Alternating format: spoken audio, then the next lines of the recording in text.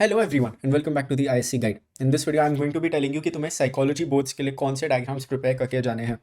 Picture studies कोई भी theory का आ सकता है। It can be anything, not just something related to the theory. वो लोग एक case study type picture study question भी दे सकते हैं कि they can give like a picture of the family and then तुम्हें मीजो सिस्टम या फिर माइक्रो सिस्टम आइडेंटिफाई करने के लिए बोल सकता है, something like that.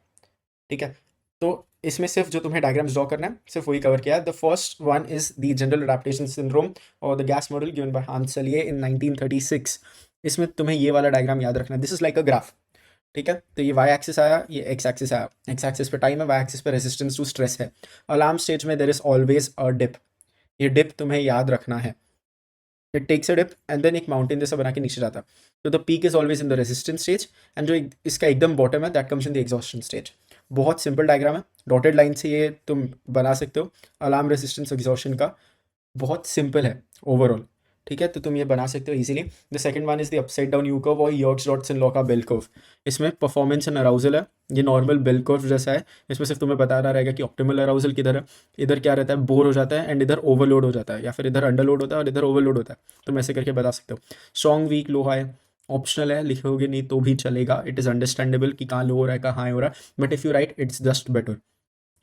The last diagram that you need to know how to draw is the Maslow's hierarchy of needs, and I don't think इसमें diagram practice भी लगेगा. It's just a triangle with 5 divisions. उसके अंदर सिर्फ तुम्हें नाम लिखने, example व एग्जाम्पल लिखने की ज़रूरत भी नहीं है. Just write this. तो for each and every diagram तुम पहले डायग्राम बनाओगे एंड उसके नीचे लिखो general adaptation syndrome hyphen Hans Selye. इसमें है upside down U curve hyphen Yerkes Dodson. Then यहाँ पे है अब्राहम मैस्लो हाइफिन के बाद.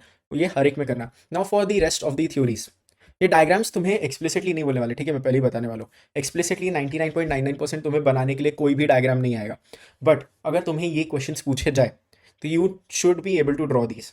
इतना ज़्यादा टाइम नहीं लग रहा. इफ़ यू ड्रॉ देम तो सिर्फ तुम्हारा आंसर एनहांस हो रहा है. Right, so if you are able to draw these, if you have the time only तभी बनाना. ये सब लास्ट के लिए छोड़ना है कि after you have done your underlining and everything if you want, या फिर साथ में करते जाओ, क्योंकि मैक्स 1 मिनट कुछ लगेगा एक डायग्राम बनाने में. ठीक है, ये वाले सारे डायग्राम्स के साथ नीचे क्या लिखना है तुम्हें पता है.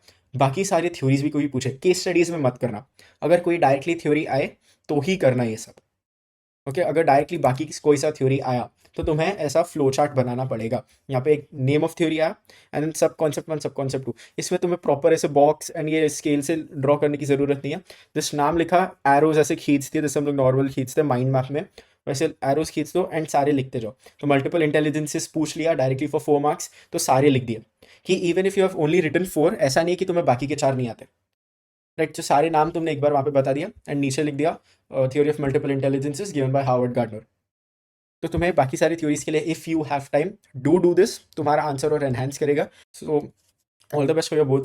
कल है, I know you might be stressed but be confident in your preparation. तुमने रिवाइज किया है, तुमने प्रैक्टिस की है. मे बी इट इज़ पूरे साल या फिर just in the last 2-3 days. जो भी है you have given it your all and that's all that matters. तुम 80 स्कोर कर रहे का एम कर रहे हो, 90 या centum, whatever it is, you will get there since you have done the work. Be assured, believe in yourself कि तुम उतने मार्क्स लेके आ सकते हो and all will be done. ठीक है, all the best for your boards tomorrow. If you have any questions as always drop them down in the comments. मैं ज़्यादा एक्टिव रहने की कोशिश करूंगा since people will have many doubts before the exam of course. So all the best once again and bye bye.